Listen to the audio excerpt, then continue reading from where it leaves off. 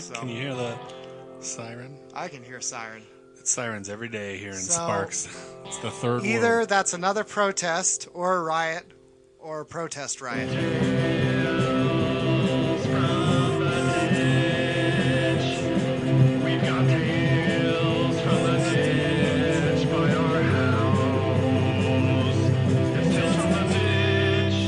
Welcome to Tales from the Ditch. I'm waiting to see if a sound thing is going to play. Not sure if it will, but what do we expect? It's 2020, and this is quite possibly the worst year in America in the last 100. So, anyway, there we go. Yeah. Anyway, I'm here with Sean. This is Tales from the Ditch, the greatest podcast in this area of Sparks in Nevada. And we are the greatest and humble. Yep. Oh, gosh. Whoa.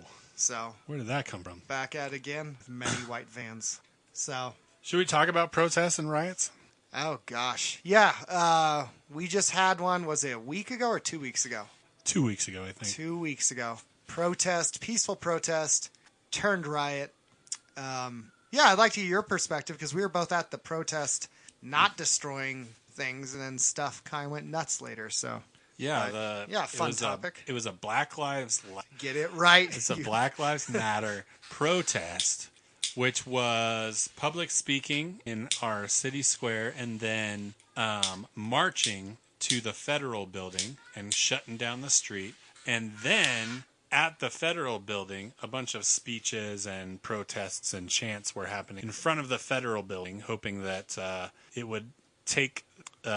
hoping that the federal building occupants would take notice and maybe change laws or respond somehow or something like that. Justice or police reform. Yeah, police reform, I Yeah. think, was the big one. And there was actually a good response from I thought. I felt it was a decent response. Yeah. Yeah.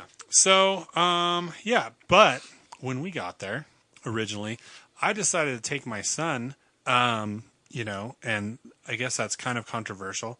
I didn't take my son to put him in the march necessarily, but I took my son to kind of see what was going on, hoping that he could maybe form his own opinions. And granted, he's only 5, but still, I think it's good to expose kids to like reality a little bit.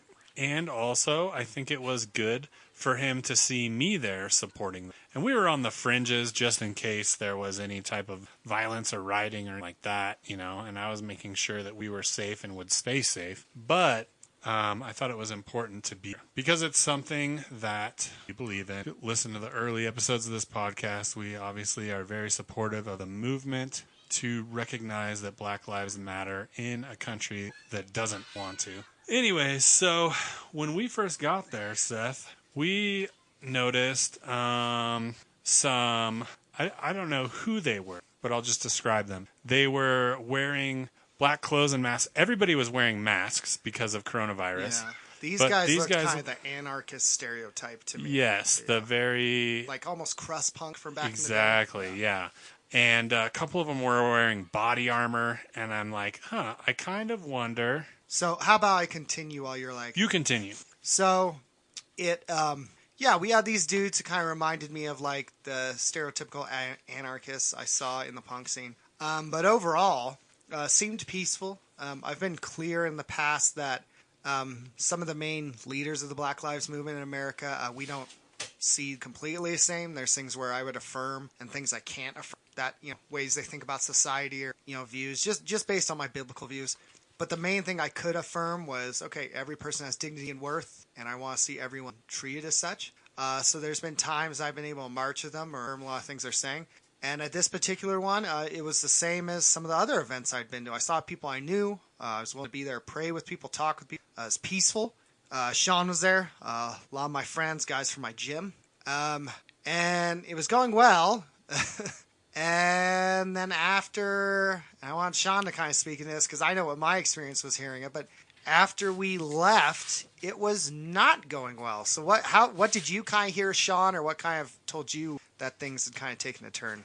So we all marched, you and me and Danger and a couple of friends, and we made it to the federal courthouse, and it was good to go. They had some great speeches. A local African American representative, Norris Dupree, spoke, and it was awesome. And he's a He's a super cool guy. believer. He's a consistent guy. Yeah, Christian. Yeah. And there was definitely just like a lot of chants, a lot of applause for points he made, and everything. It was good. And then Danger and I decided it was time to go. It was dinner time, and so we left.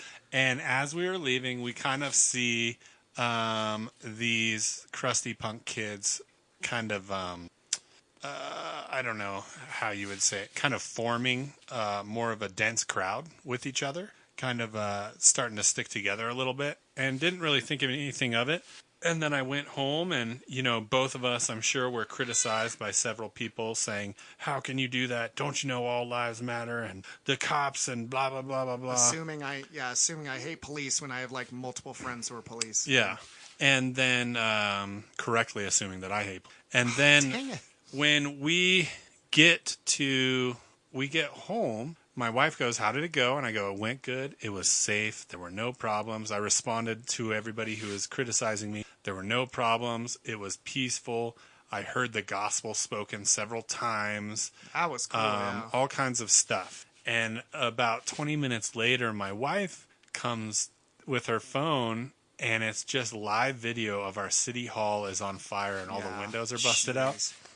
And I said, I'm sure that's in Minneapolis or something. But then it says clearly City of Reno, and I go, oh, that's kind of a bummer. Fantastic. I'm sad that things.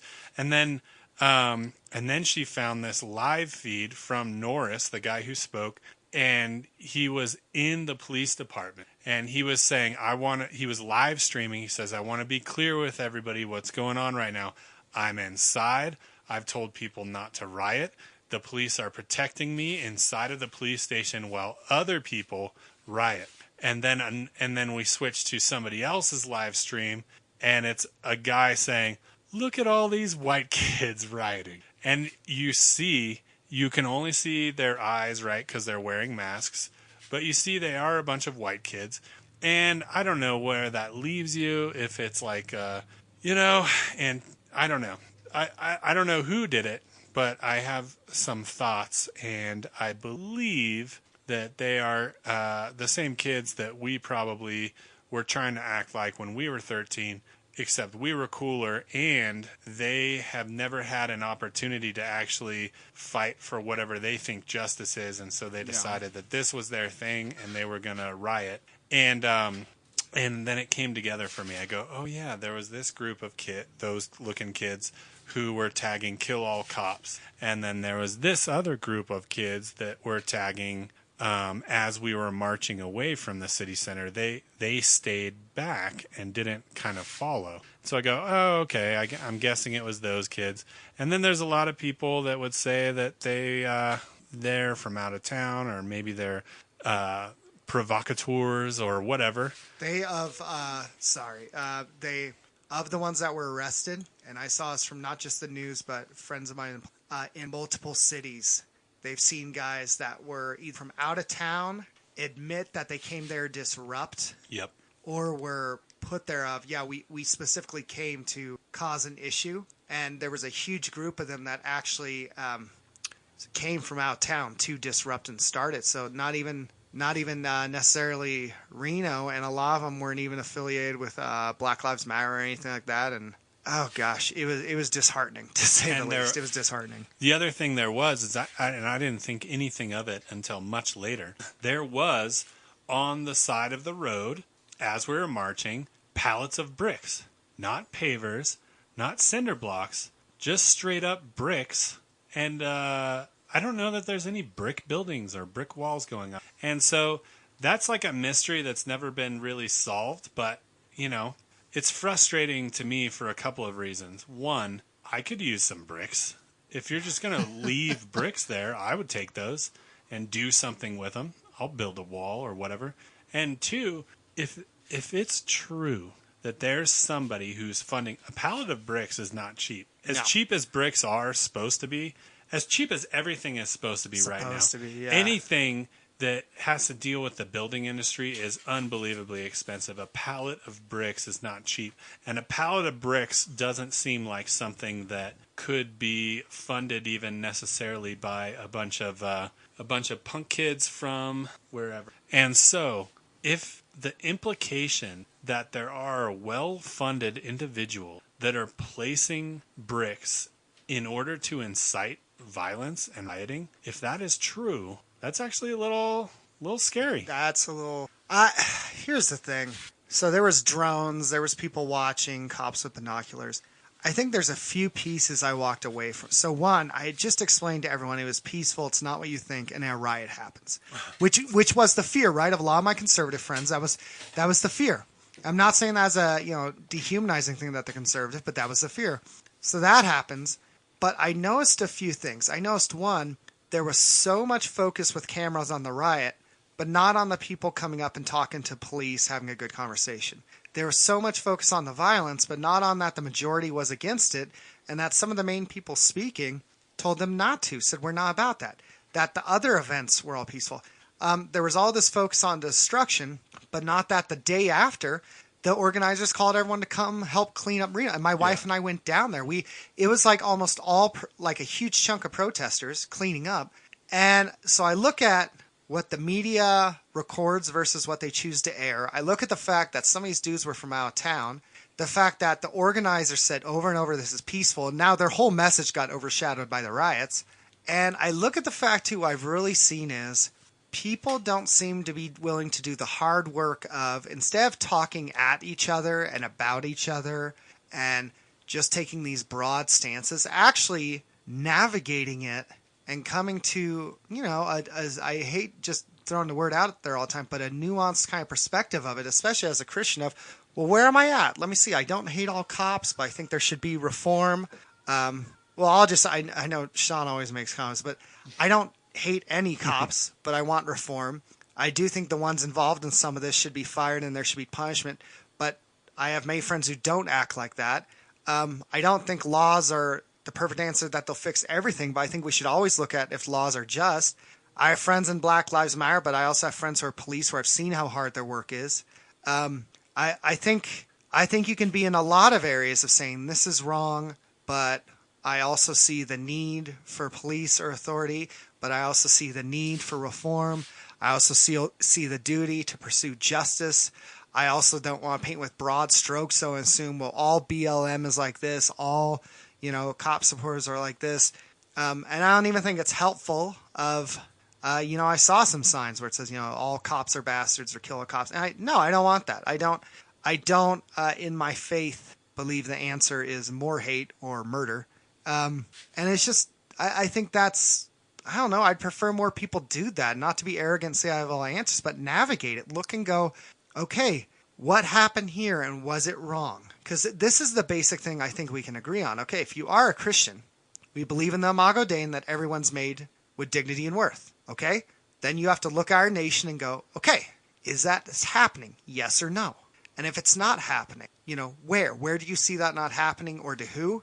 And then if you agree on that, how do we approach it? As opposed to just, well, you're a stupid conservative, well, you're a stupid liberal, well, these idiots, if they would just, and I don't get the whole idea of just lecturing people, constantly correcting their language, scolding people, saying condescending comments. I'm like, I've told some of my friends, they openly know we have different worldviews, but where I can't agree with them, I'm going to agree. So, I don't know. I will say I was disheartened that night. I was very discouraged.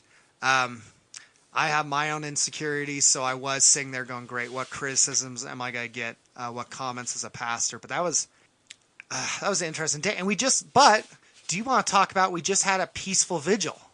When was that? What day was that on? There's been a bunch. There was one recently that had like 1,000 people, though. Yeah, the last one I think was Saturday night, right? Yeah. I think.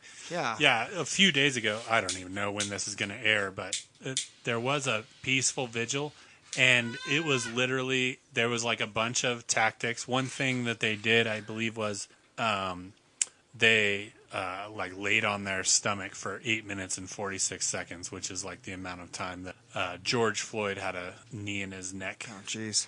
By his And brainstem, yeah. and yeah, they did a bunch of stuff where honestly it was just kind of almost like grief recovery for, and I think it was really good.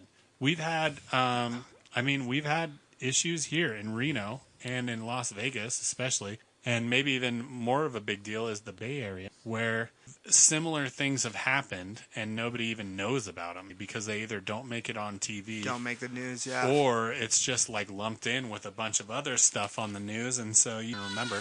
And so I think that these are people that people here know even personally. And so I think that was really, there's been a lot of things. If you look at some of the statistics all over the place, reform is happening. They've changed a lot of the police tactics that are legal. They've added bylaws to make it so that you can, so that police officers, when they're involved with this, will immediately go to a trial and figure out what happened, assess guilt through the justice system and all kinds of stuff. There's been a lot of things that have happened positively. You just don't really hear about them, because the most important thing is to criticize the other side, especially in an election year. Oh my when gosh. everybody wants to prove that their candidate is less evil. You know what the funny thing is? I was nervous. I mean, I'm always a little nervous because I don't trust anyone. I am always a little anxious. But I was nervous going down there to protest the first one. And I told my wife to pray. I said, I don't know. I just feel like our country's in a weird spot. Because you had the Rona, you had the economy, and now we're having protests. And it just felt like things were just on edge. Like Bill Burr talks about he idles at 75 miles per hour. Yeah. Like that's kind of how I feel like the country is at. And then this. And it was funny because I left. I went, I guess I wasn't worried about anything. But just our country has been through a lot in the last 4 months. It's been, I feel like it's been thing after thing where, I don't even think some people go, I can't wait till Corona's over and then this happens and we'll be fine. Oh, I think that's only beginning. We'll have to look at what does our country look like at the end. We're a few phases in Nevada, but what will the economy look at? I think I read something, I might be inaccurate, but something with the governor showing there was a $812 million loss for Nevada with, I don't know if it was total economy or just the budget, but that's what they had to make up. You have people arguing over, we have casinos are open, but you can't go to a church. What the heck? And they're just going back and forth. There's lots of questions. I wonder about the lawsuits that are going to happen. We had armed protests where men came into government buildings. What do you think? What is our country going to look at like when it's done? Do you have any guesses or any concerns or anything like that? Or I have no idea. I feel like this is the most serious one we've done in a while. Probably. I think it's safe to say that things have changed, and there's a lot of things that aren't going to go back to what a normal is. I don't know that I subscribe to this being a new normal, but I do think there are things that are like, here's an example, a stupid example, but here's one. Everybody owns a face mask now. Yep. I didn't have a face mask before. My mom sewed me. You know what I mean? And I guess I had a couple masks for painting and stuff, but you throw those away. And so now everybody has one if they need one. Like, just that is a difference in how life is going to be from now on. And that's small and insignificant, but still, it's different. It's yeah. And it's weird. And so I think there's a lot of little things like that are going to just kind of change the way things are. I think work might look differently. Please, I hope to God that work looks differently and people are going to, remote work is going to be more accepted. Salary work is going to be more accepted. And I think that, people are going to hopefully appreciate more the freedom to do things that I feel like we probably have taken for granted, like to go out to go to church or whatever. That's a freedom that we literally were taking for granted that I feel like has been a problem in several countries or cultures or nations for years and years, but we're just now experiencing. So, we're feeling the effects of it. Absolutely. You brought up I took for granted the fact that I could go kickboxing whenever. I'm like, I miss a day. Who cares? There's 6 more freaking classes. Pubs. I was like, I'll go to a bar later. And when we finally went back and I got to see our old bartenders, and gave them a that hug. was nice. Yeah, like a rub, pat their head. It just, the things we take for granted going outside. I wonder psychologically what this has done to some people, emotional health, like how this affected some kids in the developmental stage for a couple months, what this is going to do for their social skills. I don't know, man. Even the economy, what's it going to look like when, dude, our two guys debating are going to be Biden and Trump. Biden, who can't stop rubbing people and kissing them, and Trump. And what are they going to bring up? It'll be like, well, you introduced this crime bill, Biden, that screwed over young black men. And he'll go, well, there was a pandemic under your watch, and what about the riots? And he'll go, well, you support. I'm like, what are they going to bring up? The pandemic or the riots or the economy or the protests or the armed militia? I mean, which, dude, how I might actually watch these debates. Like, no joke, just for how crazy it's going to be. And the media is going to stoke the fire. Oh, God. Even more so. But they picked, that's the options right now, Biden or Trump. America goes, here's our best.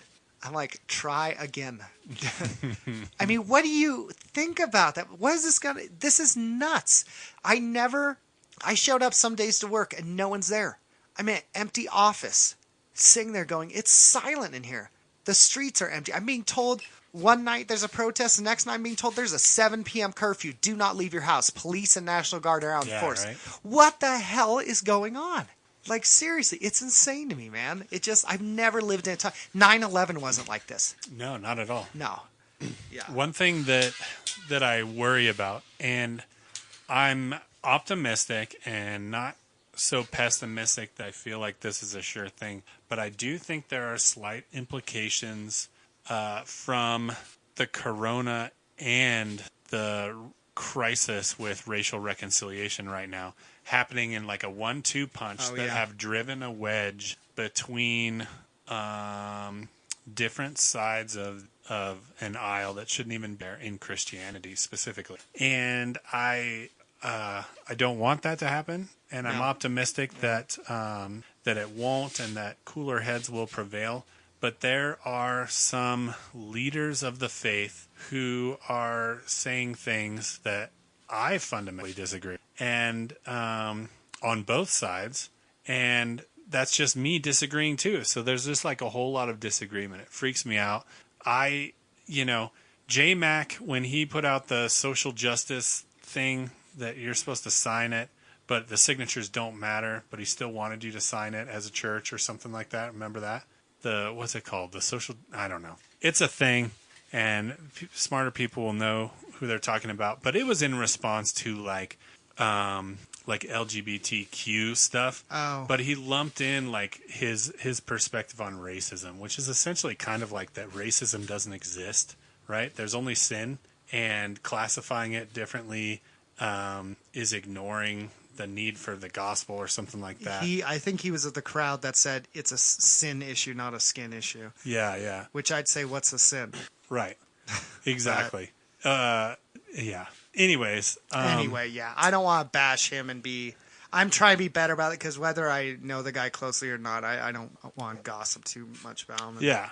Well, there's that side, and that's the same side who's also saying like, oh my gosh, we're just pawns of the government. They told us to do a shutdown, and we just like bend the knee to them and allow them to run our lives and run the state into the ground or something like that. And we need to protest being in quarantine and things like that. And then there's the other side of things, which is more of a like urban democratic based, I guess, Christianity. And they're saying, that these people are perpetrators of all the hate, and they're the main reason that the majority culture has been a racial culture and stuff like that. So it's a mess, and it could get really, really bad. And I would hate to see that happen. I'd really like to see Christians be somebody who ministers reconciliation to opposed to people who start. How often have you and I found where we don't agree on? Like, it's not to be like contrarian. I'll often find, I go, oh, I agree with this person 60, this person 40. And I'm like, if you guys would come together and just navigate this, come up with something like connecting some of the dots in a good picture. But a lot of it takes work. It takes and I mean it, sitting down with people. Like, you can't just talk at them. You can do 80 posts about the black community, but I go, okay, well, go talk with people, though. Meet with some pastors in the black community. Meet with some just talk. And I'm not saying, like, oh, you're going to necessarily be convinced or you're there to convince them. Sit there. Ask them, hey, man, what's going on? What's going on? See their tears, hear their opinion. At least, look at, because I just see so much of that, this talking over each other, talking at each other. It takes 2 seconds to share something. It takes a lot more time to text someone and say, hey, you and I haven't always agreed. Walk me through this, man. Where are you at with this? It just, you can send a text to someone saying, oh, I'm sorry your dad passed away. Or you can show up at their house and you go, where are you at? How you doing? And mourn with them, listen. And it just, I don't know. It's so funny how often I've been accused of being too liberal and then too conservative. I'm like, well, which one is it? Yeah. And people see it only in political terms, where I go, what if I genuinely just prayed about this and saw scripture and the fact, I'm like, and why'd you assume this without talking to me? Like, just ask. I'll tell you. I'll be honest. I'll tell you. Yeah, I can affirm this. I can't affirm that. I feel like I'm pretty open about stuff. I don't feel like, I don't know. It's such a weird time, man. It's such a weird freaking time. Elon Musk is making cars where the windows break and they're not supposed to. He's shooting rockets into space. Trump, Biden, pandemics. And this isn't even dealing with, so the international community. What is it going to look like, the ties between countries? The ties between China and some people. Us and Germany. Oh, yeah. That's why I posted like 10 minutes ago. It just, the international community. What if it's not just, we're talking our economy, all these countries' economies. And what happens if we have another pandemic? Are people going to be able to live through it again when the government says, hey, we're going to do quarantine again? And what happens if the people say no? And they're like, well, you're going to. They say, no, we're not. Say Texas. Texas says, you set foot on our ground and we start, you'll see what's happening. They'd be one of the first ones I'd see who'd be like, you're not telling us what to do. What if this happens again? I don't know. I'd love to, sort through it, but there's so many things that, like, people respond to and I'm like this on a personal level, right? But there's so many things that people respond to and then just kind of forget about. You know what I mean? Yeah. And so it's nice to see actual like legislation or things in writing that are changing, because I know me and people like me will forget about all the passion and ire and anger about in, 3 or 4 days. And there's so many things, like, I feel like in the past 100 years that justice still ought to be served. And it's just not fresh in anybody's head. And so I think that's the cool thing about this, is that for whatever reason, it was like a perfect storm where people were in a state to listen, even if they didn't like what they were. And things did change a little. I think that's nice. I'm not saying they changed enough, but what I would really, really, truly like to see is, there's a lot of justice that needs to be dealt out in the world, and we're waiting to see what happens. And hopefully the justice system, our justice system, deals with people appropriately, whether or not they're police officers or black people or whatever. But it's hard to have a lot of faith in people like Grandpa Joe from Wonka get to go to the chocolate factory and basically lose it for his grandson, sitting in bed for 50 years until his grandson gets a trip to a chocolate factory, and he gets to go, and he goes and he ruins it, and he gets to be grandpa, the new owner of the chocolate factory, for sitting in bed, didn't lift a finger, didn't cook. I don't even know if he went to the bathroom. Did he have a bedpan in that bed? I'm going to make a stance right now. He is worse than Stalin. Absolutely. He is worse. Okay. So I'm trying to do this. I want to bring up, and you can have yours. I say we bring up actually some good things. So some good things. Oh, some good news. Some good things. So one, I saw a video of, first off, I want to give a shout out. So first off, I saw some people who were new to kind of these movements and protesting down there, talking to people, getting to know them. A lot of my friends from my gym. I love you guys. It's good to see you. They're good to talk to. Even if they don't have the same faith as me or believe in God at all, we got to have good discussions. And secondly, I have police friends in Reno, and specifically one at the Elko Church. And shout out to them, because they are men and women who care about justice. They are fair-minded. I know I get it. Some people have their view. They're like, no, in this system, there can't be any good. No, I thank you guys. You are officers who care about justice. You are officers who are good. So I want to start with that. I want to also bring up, though, some of the good stories. There was a cop who got separated from his group, and a good number of protesters made a shield around him because he got separated from his guys to protect him, to make sure nothing happened to him. And he was nervous. It was in one of the bigger cities. You can see in the picture. These guys formed a circle. We're like, no one's coming near him. They did that with some businesses in a different city where protesters were protecting it from looting, from rioting, just peacefully saying, no, you're not going to come in here and damage it. There was a police officer, I think he was like their captain, took off his helmet, marched with the protesters, spoke with them, walked with them, listened, God forbid, listened. There's good. To quote Sam, there's some good in this world, and it's worth fighting for. I've had so many opportunities, and I get it, where I'm cynical, I'm negative. I want to sometimes talk about the good, that there are people doing good things. You know what? I got to teach my kid to ride a bike. I bought a new game for Nintendo Switch, Octopath Traveler, and it reminds me of Final Fantasy VI, so there's nostalgia. And I get to play that at home, and my bills are paid. I have a job. I mean, there's some good. I don't want to just, because I feel that'd be easy. It'd be easy for me to say, yeah, it sucks, but I want to also, as a shepherd, as a pastor, talk to some of the sheep and go, it's not all bad, and there's still hope. And we've been through hard things before, and we've made it. And anyone who's dealt with depression sometimes gives you this picture like there's nothing at the end of this. Like, this will never end. It's almost like, if I could describe it, when I had struggles with depression, it's this will never end. There's no light at the end of time. Like, all I saw was the problem, and I didn't see any life after that. I didn't see any possibility of anything good after that. It was, no, all my life is going to be this problem, and it's just going to be never ending. There won't be anything past this. You couldn't see past that bad, past what you were feeling at the moment.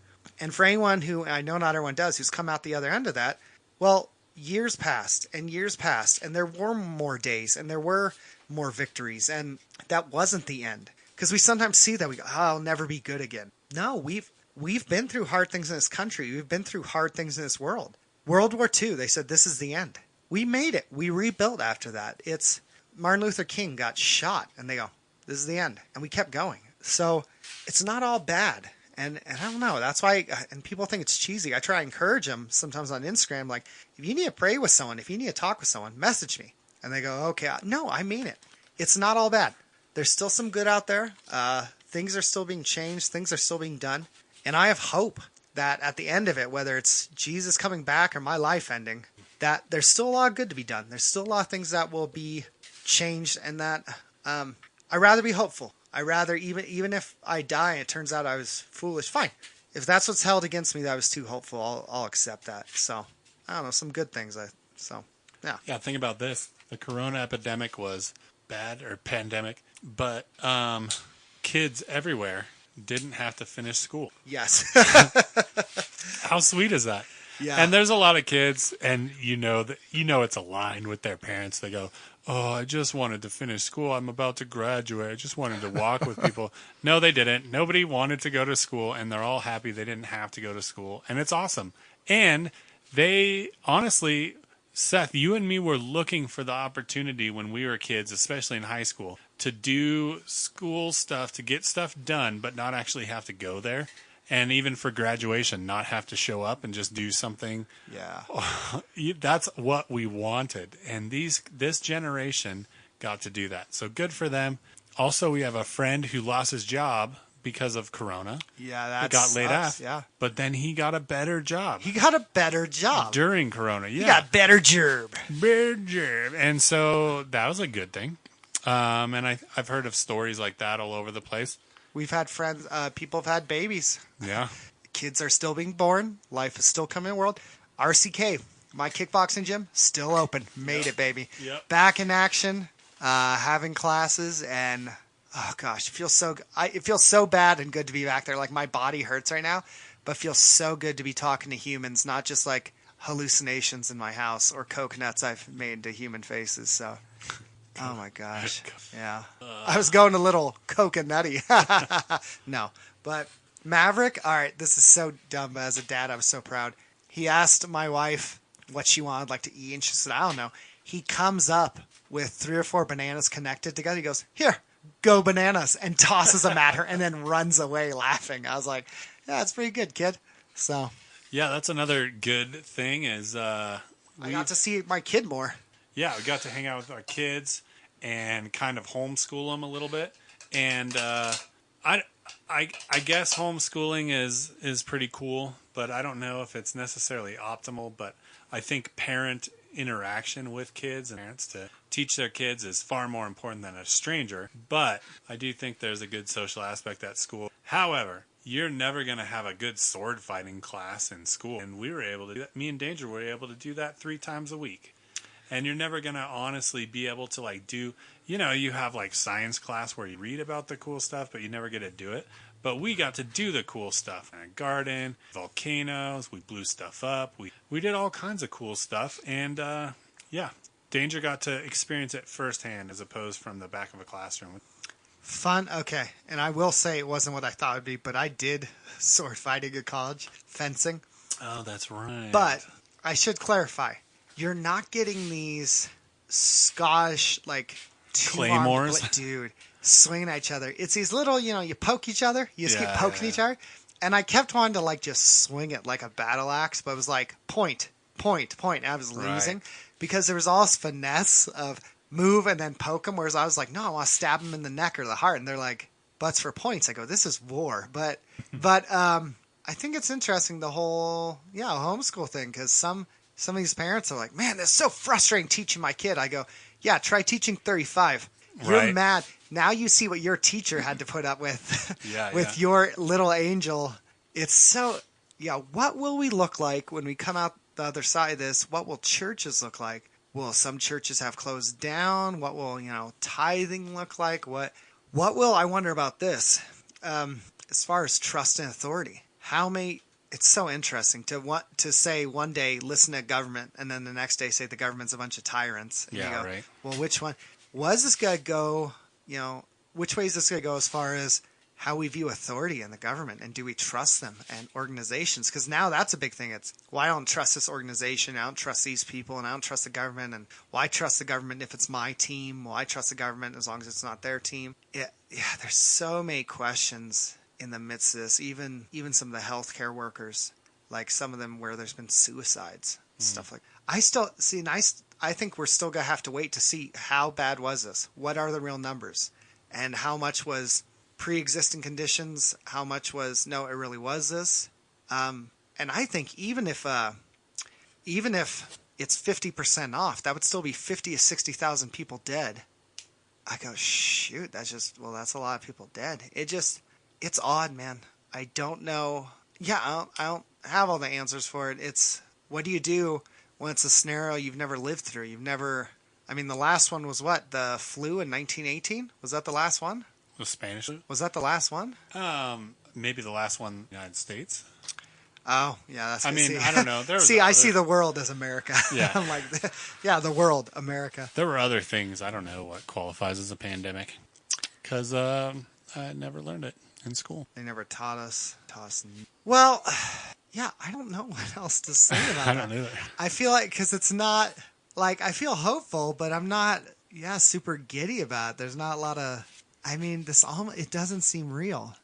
I really almost go, did this even happen like that? Like, when I saw the video of City Hall on fire, I go, what? And then to see one of my pastors say, don't leave your house, there's a curfew. What would have happened if someone said, screw your curfew, and they went down there with guns?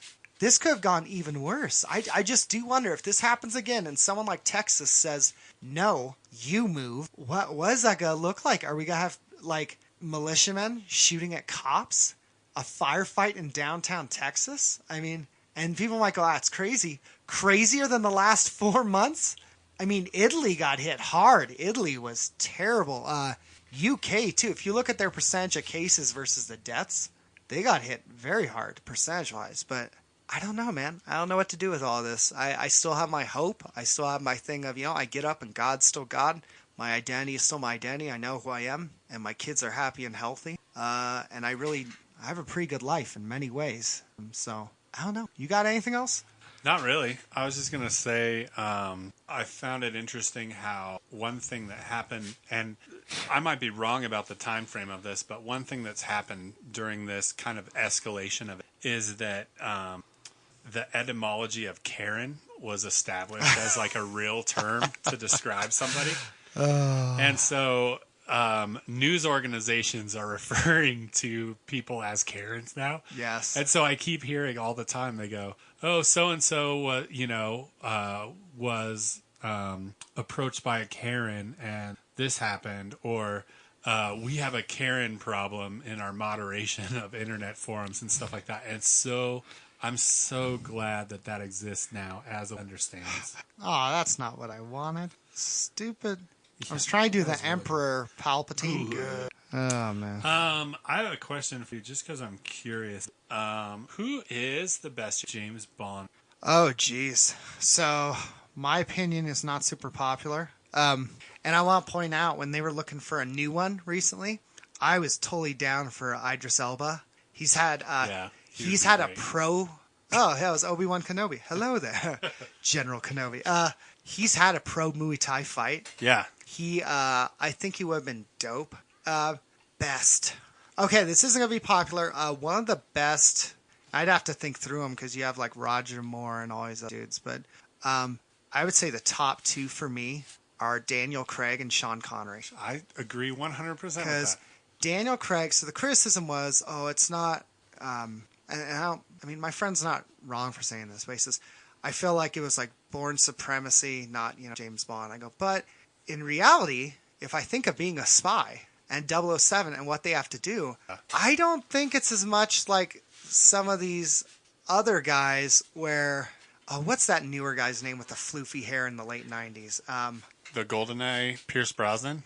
Okay, so he has perfect hair, no scars, looks like he's never been in a fight, magic cars, magic devices, and they go, oh, James Bond. I go, I know that's how he's been in like in many of adaptations. Yeah, many of the adaptations, many of the films, like that's been kind of the character, and he has all this stuff.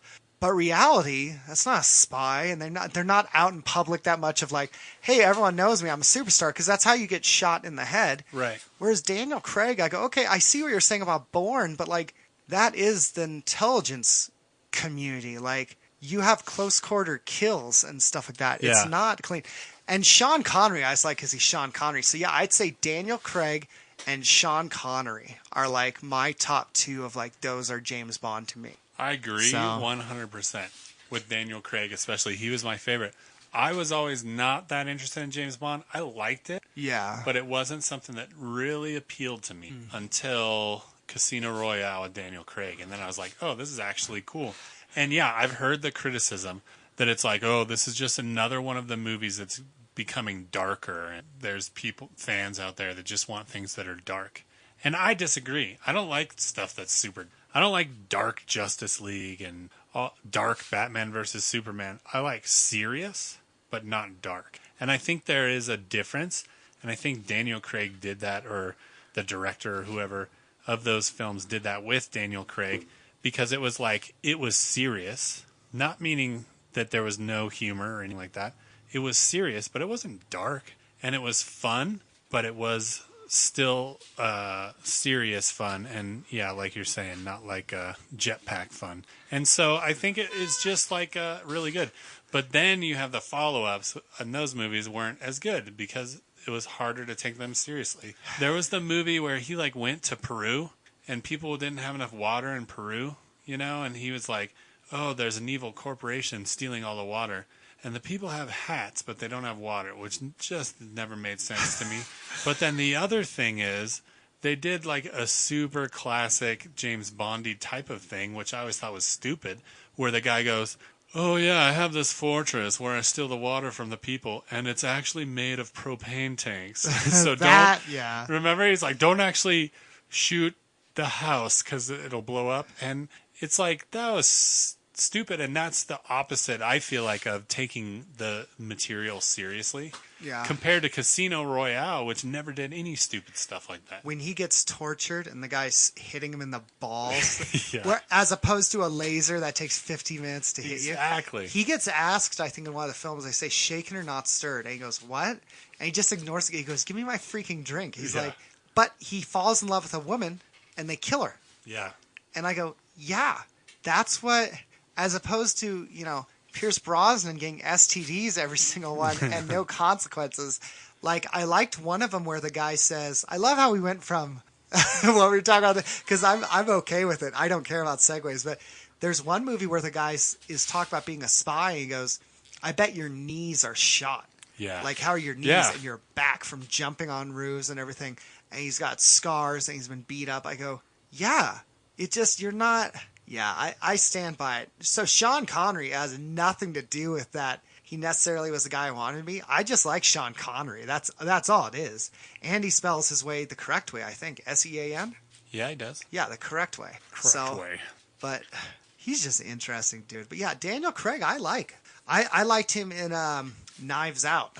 Did you ever see that? No, I didn't. Dude. Because I was judgmental about the... Yeah.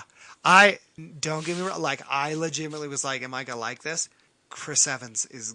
Really? He has a scene of telling everyone to piss off, and I was dying. He specifically in that scene decides to be a snarky little turd to everyone and ruin the moment.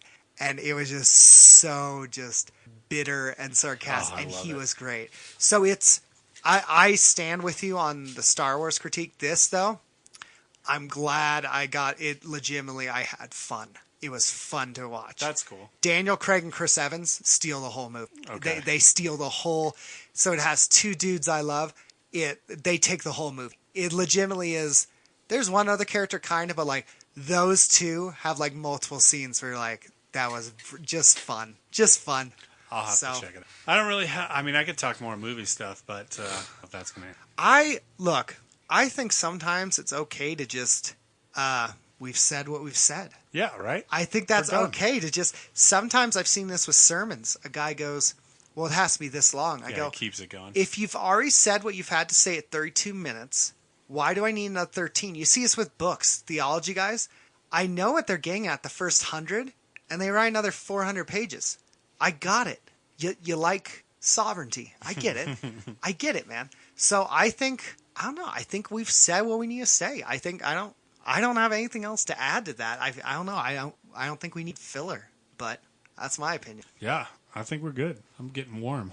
Do you want me to close this out or close this out? Okay. So this is Tales from the Ditch. As always, we have talesfromditch@gmail.com if you have questions, critique, and we have a Patronus. What is it? It's patreon.com/talesfromtheditch. Yes, beer is not as cheap as it should be.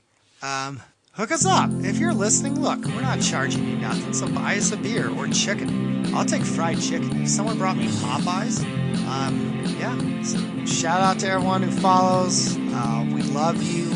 Sean, I must ask you, will you zip it up? No, I will not. I will zip it up! I shall zip it up. Have a good night.